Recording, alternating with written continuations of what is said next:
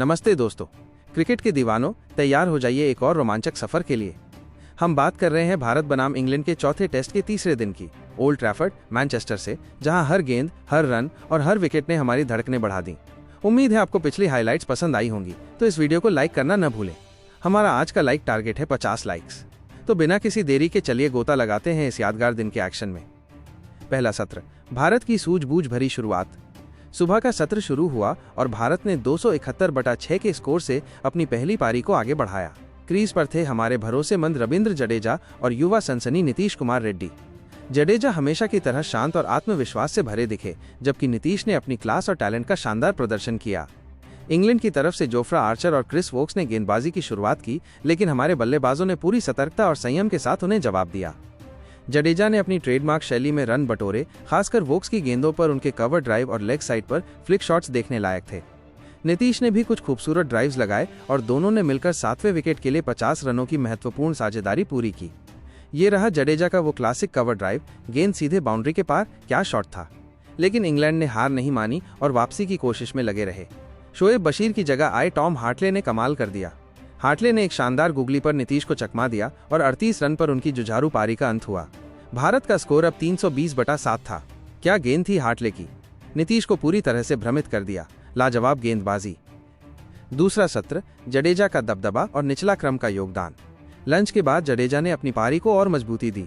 उनके साथ अब क्रीज पर थे हमारे तेज गेंदबाज जसप्रीत बुमराह। बुमराह, जो अपनी घातक गेंदबाजी के लिए जाने जाते हैं, ने बल्ले से भी कुछ उपयोगी रन जोड़े। जडेजा ने हार्टले की गेंद पर एक शानदार छक्का जड़ा। तारांकन, जडेजा ने हवा में गेंद उड़ाई और ये देखिए 6 रन। क्या गजब का प्रहार।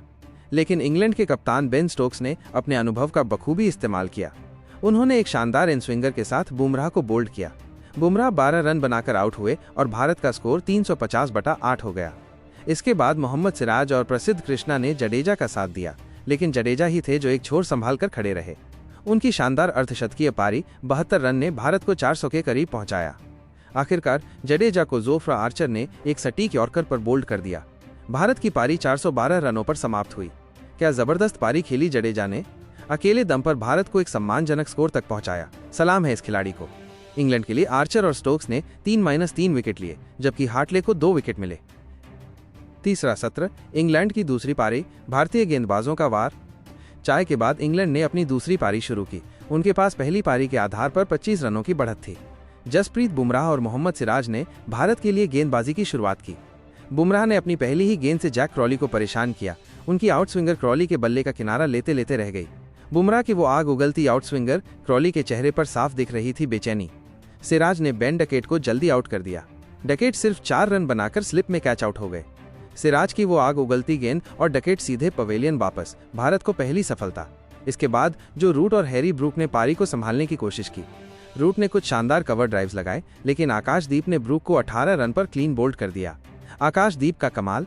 ब्रूक को क्लीन बोल्ड करके दिखाया कि भारतीय गेंदबाजी में कितनी गहराई है। दिन के अंत तक इंग्लैंड का स्कोर था 85/3 और क्रीज पर थे जो रूट 28 और जॉनी बेयरस्टो 15। इंग्लैंड अभी भी भारत से 110 रनों की बढ़त पर था। दिन का खेल खत्म और ये टेस्ट मैच पूरी तरह से रोमांचक मोड़ पर आ चुका है। सांसें थमी हुई हैं। मुख्य क्षण और रणनीति, किसने मारी बाजी। दोस्तों, तीसरा दिन भले ही आंकड़ों में भारत के नाम रहा, लेकिन इंग्लैंड ने भी हार नहीं मानी। जडेजा की 72 रनों की पारी ने भारत को एक मजबूत स्कोर दिया, लेकिन इंग्लैंड की गेंदबाजी, खासकर आर्चर और स्टोक्स ने दिखाया कि वे इतनी आसानी से हार मानने वाले नहीं हैं। दूसरी ओर भारत की गेंदबाजी में बुमराह और सिराज का जलवा कायम रहा। खास बात यह रही कि भारत ने इस दिन अपनी रणनीति को सटीक रखा। जडेजा ने निचले क्रम के बल्लेबाजों के साथ महत्वपूर्ण साझेदारियां बनाकर स्कोर को 400 के पार ले गए, जो इस पिच पर एक बड़ा स्कोर माना जाता है।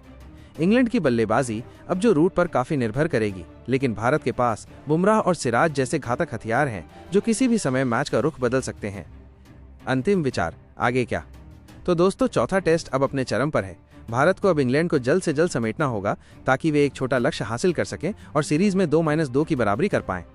दूसरी ओर इंग्लैंड की कोशिश होगी कि रूट और बेयरस्टो की जोड़ी अपनी बढ़त को 200 के पार ले जाए और भारत को एक मुश्किल लक्ष्य दे। क्या भारत इस सीरीज में 2-2 की बराबरी कर पाएगा या इंग्लैंड 3-1 की अजय बढ़त ले लेगा? ये सवाल पूरे क्रिकेट जगत के जहन में है। इस रोमांचक टेस्ट के चौथे दिन की हाइलाइट्स के लिए बने रहिए हमारे साथ। तब तक क्रिकेट का जश्न मनाइए और हमें कमेंट करके जरूर बताएं कि आपको ये दिन कैसा लगा। आपके हिसाब से मैच किसके पक्ष में जा रहा है, माइनस भारत या इंग्लैंड? अपना जवाब जरूर दें।